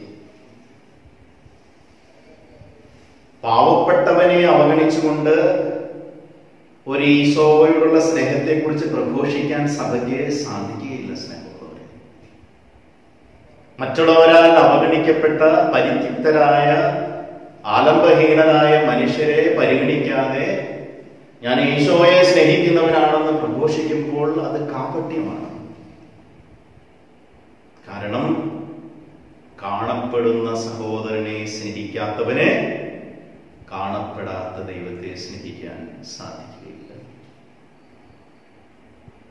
അങ്ങനെ ചിന്തിക്കുമ്പോൾ സകല മനുഷ്യരിലും ഈശോയെ ദർശിക്കാൻ നമുക്ക് സാധിക്കണം എന്ന വലിയ ഒരു സത്യം തിരുവചനം നമ്മളെ പഠിപ്പിക്കുന്നു. ഈ അവസരത്തിൽ എൻ്റെ ഓർമ്മയിലേക്ക് വരുന്നത് വിശുദ്ധ മദർ തെരേസ തന്നെയാണ്. വിശുദ്ധ മദർ തെരേസയോട് ഒരാൾ പറഞ്ഞു, അമ്മ ഈ ചെയ്യുന്ന ഈ ശുശ്രൂഷ എനിക്ക് ചെയ്യാൻ സാധിക്കില്ല, മദർ ഈ ചെയ്യുന്ന ശുശ്രൂഷ എനിക്ക് ചെയ്യാൻ സാധിക്കില്ല. മദർ തെരേസ അയാളോട് പറഞ്ഞു, എനിക്കും ചെയ്യാൻ സാധിക്കുമായിരുന്നില്ല, പക്ഷേ ഈ ഓടയിൽ കിടക്കുന്ന, ഈ അഴുക്ക് ചാലി കിടക്കുന്ന, വൃത്തിഹീനമായ സാഹചര്യങ്ങളിൽ കിടക്കുന്ന ഈ മനുഷ്യനെ ഞാൻ കാണുന്നത് കർത്താവായ ഈശോയെ. കർത്താവായ ഈശോയെ ഈ ആലംബഹീനരായ മനുഷ്യരിൽ കണ്ടതുകൊണ്ടാണ് മദർ തെരേസ അവർ ശുശ്രൂഷിച്ചത്. പലരും ചോദിക്കാറുണ്ട്, സഭ ചെയ്യുന്ന ശുശ്രൂഷ പോലെ തന്നെ മറ്റു പലരും ചെയ്യുന്നുണ്ടല്ലോ, നിരീശ്വരവാദികളുടെ സംഘടനകൾ പോലും ചെയ്യുന്നുണ്ടല്ലോ, ചാരിറ്റി ചെയ്യുന്നുണ്ടല്ലോ, ഉപവി പ്രവർത്തനങ്ങൾ അവരൊക്കെ ചെയ്യുന്നുണ്ടല്ലോ. എന്താണ് ഈ വ്യത്യാസം? വ്യത്യാസം ഈ കാര്യത്തിലാണ്. സഭയുടെ ഉപവി പ്രവർത്തനങ്ങളൊന്നും വെറും സാമൂഹിക പ്രവർത്തനങ്ങളല്ല. സഭയുടെ ഉപവി പ്രവർത്തനങ്ങളുടെ അടിസ്ഥാനം ഈ മനുഷ്യരിലൊക്കെ നമ്മൾ ഈശോയെ കാണുന്നതുകൊണ്ടാണ്. ഈശോയെയാണ് നമ്മൾ സ്നേഹിക്കുന്നത്. ഈ മനുഷ്യരിലൊക്കെ ഈശോയെ കണ്ടുകൊണ്ടാണ് നമ്മൾ ശുശ്രൂഷ ചെയ്യുന്നത്. അടിസ്ഥാനപരമായ ഒരു ദർശനമാണ് ക്രിസ്തു മതത്തിൽ. അതുകൊണ്ട് ഈ വിശ്വാസത്തിന്റെ കാഴ്ചപ്പാട് നമ്മുടെ ശുശ്രൂഷ മേഖലകളിൽ നമുക്ക് അനിവാര്യമാണ്. വെറും ഒരു സോഷ്യൽ വർക്കല്ല നമ്മൾ ചെയ്യുന്നത്. മറ്റ് സംഘടനകൾ ചെയ്യുന്നത് പോലെയുള്ള കുറെ ആതുര സേവനം നടത്തി തൃപ്തി അടയുന്ന ഒരു സാമൂഹിക സംഘടനയൊന്നുമല്ല സഭ. ക്രിസ്തുവുമായി ബന്ധപ്പെടുത്തി മാത്രമാണ് നമ്മുടെ ഉപവി പ്രവർത്തനങ്ങൾക്ക് അർത്ഥമുള്ളൂ. സ്നേഹമുള്ളവരെ, ഈശോയുടെ ഉത്ഥാനം നമ്മുടെ വിശ്വാസ ജീവിതത്തിന് നൽകുന്ന ഉറപ്പ് എന്താണ്? പൗലോസ്ലീഹ ഇത് പഠിപ്പിക്കുന്നുണ്ട്. പൗലോസ്ലീഹ കൊരിന്ത്യയിലെ സഭയ്ക്ക് എഴുതിയ 4:15 അധ്യായത്തിൽ ആദ്യ ഭാഗത്ത് ഈശോയുടെ ഉത്ഥാനത്തെ കുറിച്ച് പഠിപ്പിച്ചതിന് ശേഷം 35-ാം വാക്യം മുതൽ പിന്നെ പഠിപ്പിക്കുന്നത് നമ്മുടെ ഉത്ഥാനത്തെ കുറിച്ചാണ്, മരിച്ചവരുടെ ഉത്ഥാനത്തെ കുറിച്ചാണ്. ഈശോ മരിച്ചവരിൽ നിന്ന് ഉയർത്തെഴുന്നേറ്റതുപോലെ നാമും മരിച്ചവരിൽ നിന്ന് ഉയർത്തെഴുന്നേൽക്കും. പൗലോസ്ലീഹയുടെ വാക്കുകളിൽ തന്നെ പറയുകയാണെങ്കിൽ, ദുർബലമായ നമ്മുടെ മർത്യ ശരീരങ്ങളെ മഹത്വപൂർണമായ ശരീരങ്ങളാക്കി മാറ്റാൻ ദൈവത്തിന് സാധിക്കും. കേവലം 6 അടി മണ്ണിൽ അവസാനിക്കാനുള്ളതല്ല നമ്മുടെ ജീവിതം എന്ന വലിയ ഒരു സത്യം ഈശോയുടെ ഉത്ഥാനം നമ്മെ പഠിപ്പിക്കുന്നു. ഈശോയുടെ ഉത്ഥാനം നമുക്ക് നൽകുന്ന വളരെ പ്രധാനപ്പെട്ട സന്ദേശം ഇത് തന്നെയാണ്. ഈ ഭൂമിയിലെ ജീവിതം കൊണ്ട് തീരുന്നില്ല മക്കളെ എന്നാണ് കർത്താവ് നമ്മെ പഠിപ്പിക്കുന്നത്. നിത്യമായ ഒരു ജീവിതത്തിന് വേണ്ടിയുള്ള ഒരുക്കം മാത്രമാണ് ഈ ഭൂമിയിലെ നമ്മുടെ ജീവിതം. തിരുവചനത്തിൽ നമ്മൾ വായിക്കുന്നുണ്ടല്ലോ, നമുക്കിവിടെ നിലനിൽക്കുന്ന നഗരമില്ല. സ്വർഗമാണ് നമ്മുടെ ലക്ഷ്യം. നിത്യജീവന് വേണ്ടി, നിത്യമായ ജീവിതത്തിന് വേണ്ടി ഒരുങ്ങുന്ന വ്യക്തികളാണ് നമ്മൾ. ഈ ഭൂമിയിലെ തീർത്ഥാടകരാണ് നമ്മൾ. സഭയെ വിശേഷിപ്പിക്കുന്ന ഒരു വാക്കാണത്, തീർത്ഥാടന സഭ. സ്വർഗത്തെ ലക്ഷ്യമാക്കി തീർത്ഥാടനം ചെയ്യുന്ന വിശ്വാസികളുടെ സമൂഹമാണ് സഭ. അതുകൊണ്ട് ഈശോയുടെ ഉത്ഥാനത്തെ കുറിച്ച് ചിന്തിക്കുമ്പോൾ ഉടനെ തന്നെ ഒപ്പം തന്നെ നിത്യജീവിതത്തെ കുറിച്ച് കൂടെ നമ്മൾ ചിന്തിക്കണം. കർത്താവ് പറഞ്ഞില്ലേ, നീ ലോകം മുഴുവൻ നേടിയാലും നിന്റെ ആത്മാവ് നശിച്ചാൽ അതുകൊണ്ട് എന്തു പ്രയോജനം? ഈ ഭൂമിയിൽ നമ്മൾ നേടിയെടുത്തതൊക്കെ വ്യർത്ഥമായി പോവുകയാണ്. നിത്യതയെ കുറിച്ച് നമുക്ക് ഒരുക്കമില്ലെങ്കിൽ, സ്നേഹമുള്ളവരെ, ആത്യന്തികമായി നമ്മുടെ ജീവിത നവീകരണത്തിലേക്ക് നയിക്കുന്നതാകണം ഈശോയുടെ ഉത്ഥാനത്തിലുള്ള വിശ്വാസം. എൻ്റെ ജീവിതത്തെ മാറ്റിമറിക്കുന്ന ഒരു യാഥാർത്ഥ്യമാകണം ഈശോയുടെ ഉത്ഥാനത്തിലുള്ള വിശ്വാസം. ഈശോ ഉയർത്തെഴുന്നേറ്റുമെന്ന് വചനം കൊണ്ട്, വാക്കുകൊണ്ട്, അധരം കൊണ്ട് പ്രസംഗിക്കുന്ന ഒരു വ്യക്തിയായി ഞാൻ തരം താഴാൻ പാടില്ല. എൻ്റെ ജീവിതത്തിൽ അതിനർത്ഥമുണ്ടാകണം. ഞാനും ഒരിക്കൽ ഉയർത്തെഴുന്നേൽക്കേണ്ടവനാണ്, ശരീരത്തോടുകൂടെ ഉയർത്തെഴുന്നേൽക്കും എന്ന ബോധ്യത്തോടുകൂടെ ഈ ഭൂമിയിലായിരിക്കുമ്പോൾ തന്നെ ജീവിക്കാൻ നമുക്ക് സാധിക്കും. നിത്യതയെ ലക്ഷ്യമാക്കി തീർത്ഥാടനം ചെയ്യുന്ന സഭാ സമൂഹത്തിലെ അംഗങ്ങളാണ് നാം എന്ന ബോധ്യത്തോടുകൂടെ ജീവിക്കാൻ ഉദ്ധിതനായ ഈശോ നമ്മെ അനുഗ്രഹിക്കട്ടെ. നമ്മുടെ പിതാവായ മാർത്തോമാ ശ്ലീഹായുടെ അടിസ്ഥാന വിശ്വാസം പ്രഘോഷണം, നമ്മുടെ പിതാവായ മാർത്തോമാ ശ്ലീഹായുടെ അടിസ്ഥാന വിശ്വാസം പ്രഘോഷണം നമുക്ക് മറക്കാതിരിക്കാം. എൻ്റെ കർത്താവേ, എൻ്റെ ദൈവമേ. ഉത്ഥിതനായ ഈശോയെ ദർശിച്ചപ്പോൾ തോമാ ശ്ലീഹ പ്രഘോഷിച്ചു, എൻ്റെ കർത്താവേ, എൻ്റെ ദൈവമേ. ഈ ഭൂമിയിലായിരിക്കുമ്പോൾ കർത്താവിലേക്ക് നോട്ടമുറപ്പിക്കുന്ന വ്യക്തികൾ കർത്താവിലേക്ക്, ഉത്ഥിതനായ ഈശോയുടെ പക്കലേക്ക് ദൃഷ്ടി പതിപ്പിച്ച് ജീവിക്കാൻ നമുക്ക് സാധിക്കട്ടെ. ഈശോ നമ്മളെല്ലാവരെയും സമൃദ്ധമായി അതിനനുഗ്രഹിക്കട്ടെ എന്ന് ആശംസിക്കുകയും പ്രാർത്ഥിക്കുകയും ചെയ്യുന്നു. നമുക്ക് പ്രാർത്ഥിച്ച് ഈ സെഷൻ അവസാനിപ്പിക്കും. കർത്താവായ ഈശോയെ, ഞങ്ങൾ അങ്ങയെ ആരാധിക്കുന്നു, സ്തുതിക്കുന്നു, അങ്ങേക്ക് ഞങ്ങൾ നന്ദി പറയുന്നു. നിത്യജീവിതത്തിന് വേണ്ടി സൃഷ്ടിക്കപ്പെട്ട വ്യക്തികളാണ് ഞങ്ങൾ എന്ന ബോധ്യം ഞങ്ങൾക്ക് നൽകണം. മരണത്തെ തോൽപ്പിച്ച് ഞങ്ങൾക്ക് നിത്യജീവൻ വാഗ്ദാനം ചെയ്ത അങ്ങയുടെ പാത പിൻചെല്ലുമ്പോൾ ക്ഷണികമായ, നശ്വരമായ സുഖസന്തോഷങ്ങളെ അവഗണിച്ച് സ്വർഗീയ സൗഭാഗ്യത്തെ മുൻനിർത്തി ജീവിക്കാനുള്ള കൃപ ഞങ്ങൾക്ക് നൽകണം. ദുർബലമായ ഞങ്ങളുടെ ശരീരങ്ങളെ മഹത്വപൂർണമായ ശരീരങ്ങളാക്കി ഒരു ദിവസം അങ്ങ് രൂപാന്തരപ്പെടുത്തുമെന്ന ബോധ്യം ഞങ്ങൾക്ക് നൽകണം. കർത്താവായ ഈശോയെ, മറ്റു മനുഷ്യരെ അങ്ങയോടുള്ള സ്നേഹത്തെ പ്രതി സ്നേഹിക്കാനും അവർക്ക് ശുശ്രൂഷ ചെയ്യുവാനുള്ള കൃപ ഞങ്ങൾക്ക് നൽകണം. കേവലം ആറടി മണ്ണിൽ അവസാനിക്കാനുള്ളതല്ല ഞങ്ങളുടെ ജീവിതം എന്ന ബോധ്യം ഞങ്ങൾക്ക് തരണം. ഈശോയെ, അങ്ങയുടെ അനുയായികളായി വചനം കൊണ്ടും പ്രവൃത്തി കൊണ്ടും ജീവിക്കാൻ, സാക്ഷ്യം നൽകാൻ ഞങ്ങളെ കരുത്തുള്ളവരാക്കി മാറ്റണമേ. പരിശുദ്ധ മാതാവേ, അമ്മയുടെ മാധ്യസ്ഥങ്ങൾ പ്രാർത്ഥിക്കുന്നു. നന്മ നിറഞ്ഞ മറിയമേ, സ്വസ്തി, കർത്താവ് അങ്ങയുടെ കൂടെ സ്ത്രീകളിൽ അനുഗ്രഹിക്കപ്പെട്ടവളാകുന്നു. അങ്ങയുടെ ഫലമായ ഈശോ അനുഗ്രഹിക്കപ്പെട്ടവനാണ്. പരിശുദ്ധ മറിയമേ, തമ്പുരാന്റെ അമ്മേ, ഭാവികളായ ഞങ്ങൾക്ക് വേണ്ടി ഇപ്പോഴും ഞങ്ങളുടെ മരണസമയത്തും തമ്പുരാനോട് അപേക്ഷിച്ചുകൊള്ളണമേ. ആമേൻ.